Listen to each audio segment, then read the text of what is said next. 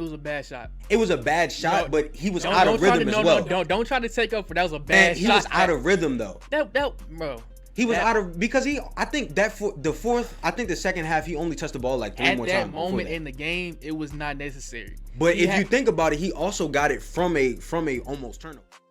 What's up, Hornet Nation? It's Kendal Mans. I'm Khalil Stewart. And this is another episode of The Wild Card, where we talk everything ASU sports. If you didn't tune in to last week's episode, make sure you go back and watch that. But for now, we got a new topic, new week. Let's get into it. Wednesday was National Women's Sports Day, and in honor of that, we want to start out with women's basketball. My girls went 2-0 last week against Bethune-Cookman and FAMU. Khalil, how you feel about that? So, my biggest takeaway from those games was the fact that they're peaking around the right time. Absolutely. You know, there's, like I said last episode, there's a lot of basketball left. I don't think they're going to catch Jackson State in the standings, the SWAC East standings, because they are 9-0 at this point. They're 3 games back, but you have 7 games remaining. You have a time to catch a rhythm going to the SWAC tournament. I think that they started out very strong in this game. They cleaned up some turnover issues. They just look a whole lot better than what I had seen on the Texas road trip. Absolutely. And so, like, the thing I love about this team is that it can be really anybody's night. Yeah. You know, the team extends outside of their best couple of players, Shamaya Ward, Ayanna Emanuel, and Jayla Crawford. And, you know, they got bench play from DK Sanders, Hannah White, Farrah Pearson, and also Taisha Rudolph. Taisha Rudolph has been a big part of them. She's knocked down threes. She's been very consistent scoring, and it's really helped them in, you know, everything that they want to do on offense. Yeah, I knew the team that we saw on the Texas road trip was not who they are. They don't blow leads. Usually when they get up, they're not. You know, Coach Jackson not going for none of that. Yeah, she don't go for that. But you know, they should have won this game by more, in my opinion. They missed a lot of bunnies late. They did a lot of stuff that I really like this week, and I think going into the month of February currently, you start off this Saturday with Grambling. So this Louisiana trip is crucial for them. Yeah, got to go 2-0. Got to catch Jackson State. I don't think they're gonna catch them because Jackson State is rolling right now. So I think they can put together something good. I think they can, you know, make a run and everything like that. I think another thing that really helps them is that they dominated the rebounding battle. They out-rebounded both teams that they played by 20 plus. Absolutely. That's big for them. I agree with you. You know, they still got to clean up turnovers and stuff like that. But another thing that they do well is they play defense. Their defense is aggressive. I know Coach Jackson is very adamant about that. And you can tell by the way that they move, the way that they work on defense, that that's really a big thing that they're trying to do. Ball movement was really crisp this game. Absolutely. I'm gonna keep bringing it up. Last week when you turn the ball over 25 times, 19 times, it's a result for that disaster. Yeah, definitely. Anytime you're gonna turn the ball over like that, you have to be able to execute. And you know, they played a whole lot better this week. Yeah, I think that they're you know, they're realizing how deep they are. Like I said, I mentioned a whole bunch of players that can really contribute. There's a whole bunch of other players that I didn't mention that can contribute. And I think that they all bring something different to the table, and it allows them to play in different ways. And I also think that the rotations that Coach Jackson is throwing out there has helped them even more because they're starting to realize how good they can be. Absolutely.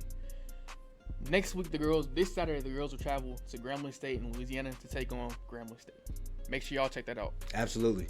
So that leads to the boys. They're going to take on Bethune. They faced Bethune-Cookman last Saturday. Took on FAMU. Tough game. That was a killer. Killer. Yeah, you know, how'd you feel about that game? We sat there in defeat for a minute. Man, it was a heartbreaking game. I'm not going to lie to you. We can't really talk about the last 2 games without talking about Trace Young and his performance. He was a baller. You know, he's never seen a shot he doesn't like, and he's one of the most toughest shot takers I've ever seen. And tough shot maker too. Exactly. And I just think that his game was great. He provided some great energy for the team, and I think he was a big reason why they came back anyway in the FAMU game. One thing I will say about the team though is that I think FAMU kind of showed you one of their weaknesses as far as what they haven't been doing the past couple of games, and that's moving the ball around. A lot of players didn't seem very comfortable. They weren't in a real rhythm, and I think that hurts them every now and then because it's like it can't be okay if Trace has a hot night, then Trace gives the ball to Trace every time. That can't happen because other players are out of rhythm, and that's what you saw with Kenny's shot. I don't think that it was a It was a bad shot. It was a bad shot, but he was out of try rhythm to, as well. Don't try to take up for that. Was a bad shot. He was out of rhythm though. Bro.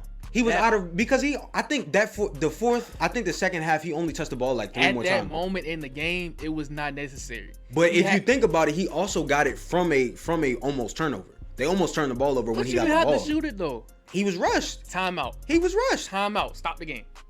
Whose fault is that though? That sounds more like that sounds more like a coaching decision. I'm than not about to say, bro. If you are a player, and I'm not questioning his IQ, I'm sure his IQ is very high. Mm-hmm.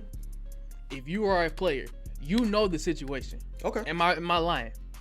I think it can get lost, but okay, sure. It shouldn't get lost.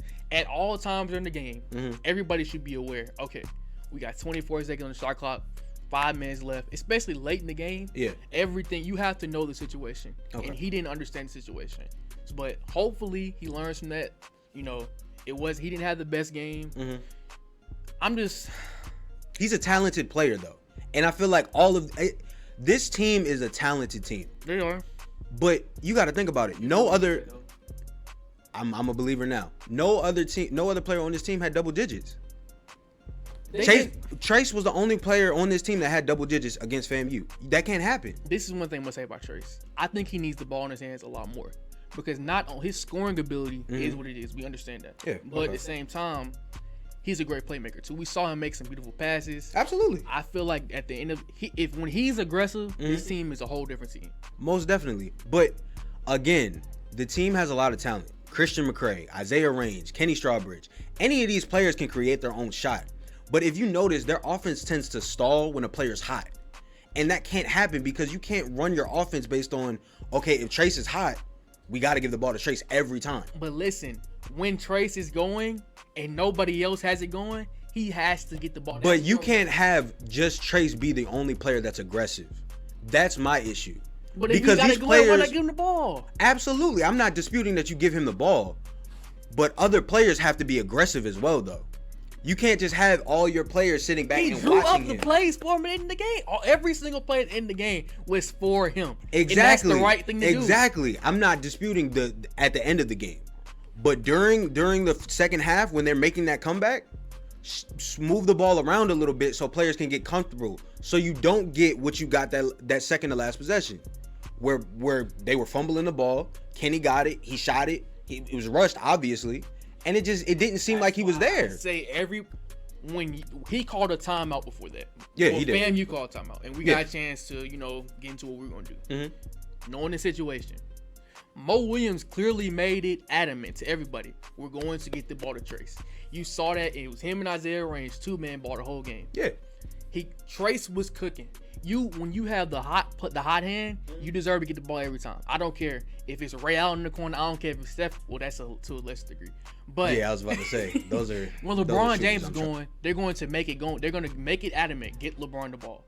And Trace, not only like I said, his playmaking ability got shown last game as well. Okay. Now they are missing Gerald Liddell, who was their second leading scorer, which I think they missed him a lot because, like I told you from the beginning, I think so too. When we were sitting sideline, I said Florida A&M was big. Mm-hmm. They big and athletic. Absolutely. And you saw early in the game, we got down, 12? I think we were down like 17-2 at one point. Mm-hmm.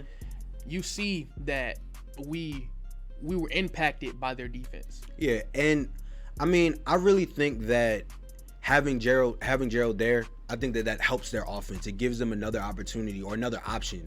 And you can see that with the girls, with their post players, Shamaya Ward, Farrah Pearson. And they're really good at getting them the ball, and that opens it up for a lot of other shooters and a lot of other like perimeter players. Absolutely. So I think that once they assess those type of things, they'll be fine. I think that they just have to really focus on moving the ball around, and I think that they'll be fine. The boys will travel to Louisiana Saturday, February the 5th, and take on Grambling State as well. Make sure y'all check that out. We want to move to tennis. We want to applaud the team for their great effort this past week. The men, they take on Columbus State next Friday at home at 1 o'clock. Make sure you guys go out and support. And then the women face off against Troy in an away contest on Wednesday at 1:30. So now we kind of want to transition into the world of football and talk about the first HBCU Combine. Khalil, I know you have some strong feelings about it, so let's tell the people what you hear. Talk with the whole day. So I feel like I have a problem with it being called the HBCU Combine. Mm-hmm. Why can't it just be called the NFL Combine? Why are we having to segregate the HBCU schools and the PWIs and like it's segregation? And we know how many scouts. We know there are different scouts that have to go to the regular NFL Combine. I hate even saying regular because I feel like they're all the same. I see what you mean. 300 players. Are they going to put in the same effort at the regular NFL Combine they do at HBCU Combine? No, it's unrealistic. Yeah. And at the end of the day, they're still going to value the top Division I players more than they are the HBCU players at the end of the day, because they're going to question the level of competition. They're going to question all of that. And how come we didn't get a chance to watch it on TV? You know, the regular combine is usually on the NFL app. Televised, one of the most televised things of all season. Exactly. Did you know it was on TV? No, I didn't. We just had to find out it was happening through Instagram, correct? Yeah, pretty much. Why didn't we know that? That has to be known. It didn't get the same publicity that the regular combine gets. Yeah, absolutely right about that. Go ahead. I mean, I think the HBCU combine, in theory, it gives these players a great opportunity to show off their talents. You know, me and you, we covered every football game that the Hornets played last season. Shout out Ezra. Absolutely. We'll get to him later on. We saw all of those great teams and all of that talent that they had. I think we're doing them a disservice by not giving them that opportunity.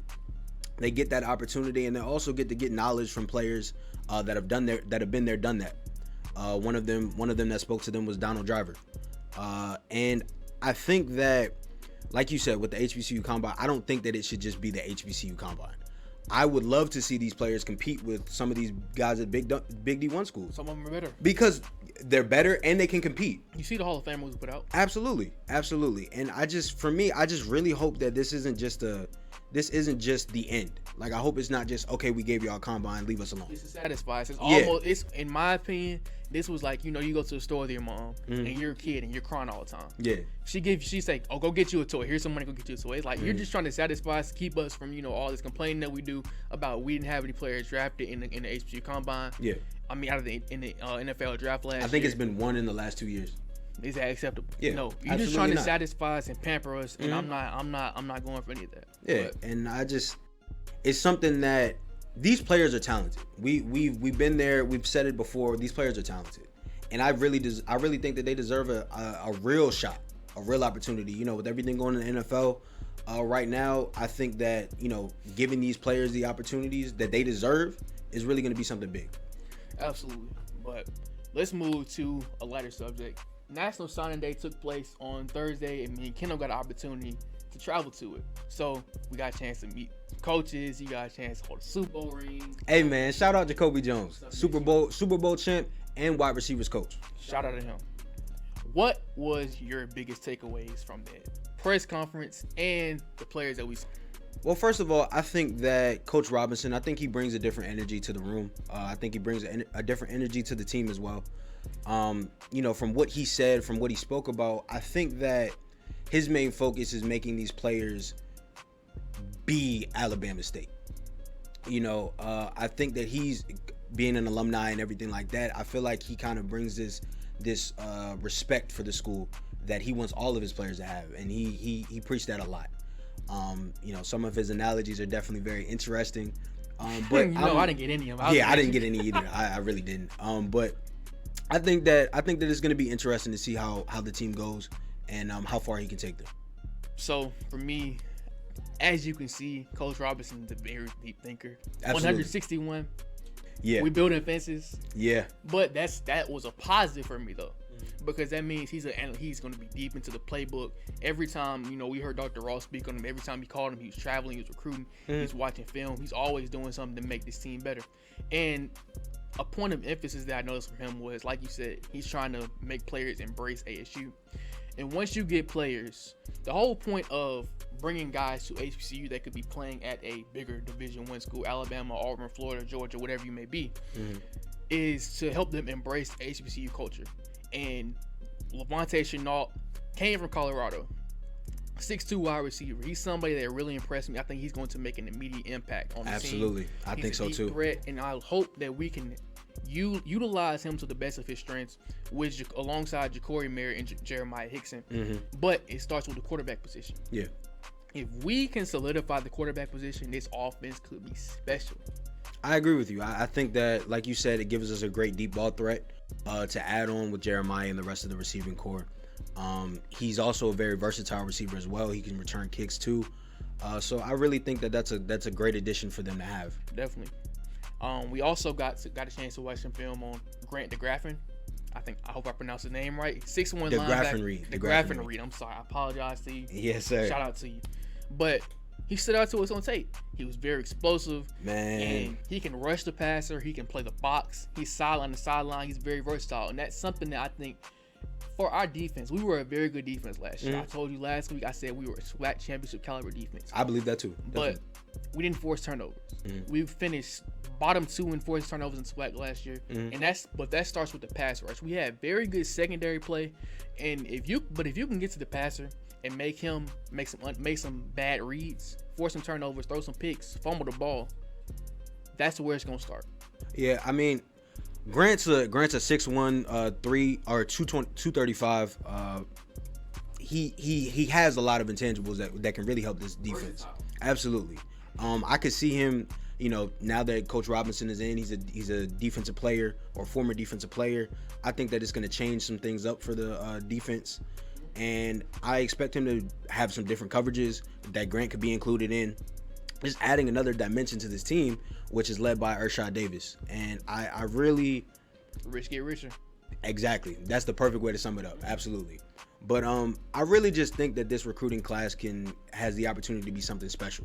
First recruiting class of Coach Robinson, it was very impressive. Got some nice depth on defense. A lot of DBs.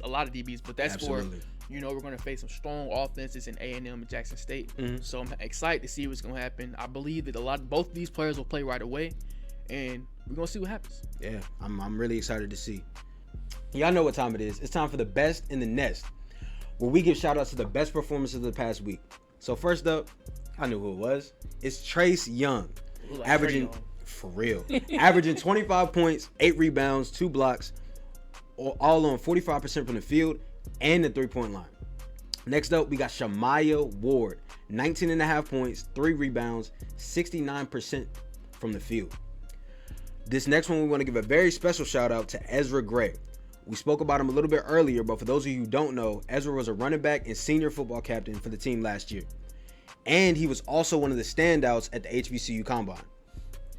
Make sure you guys mark your calendars for February 19th on the NFL Network, because Ezra competes in the HBCU Legacy Bowl. Again, February 19th, NFL Network. Make sure you guys mark your calendars and show some support. For this last one, we know softball season is still a couple weeks away, but we do want to give a shout out to 3 Hornets who made the All-SWAC preseason teams. We got Jada Gardner, Madison Myers, and Alex Massey. Congratulations to all the Hornets from this week. And make sure you guys tune in the next week to see who made the list. Side note, they also got picked to win the SWAC championship this year as well. So that's a shout out to them. Absolutely. It's a great time for softball Great time to be a Hornet. Absolutely. Absolutely. Thank you guys for tuning in this episode. Make sure you like, comment, subscribe. And we tune in next week to the wild card.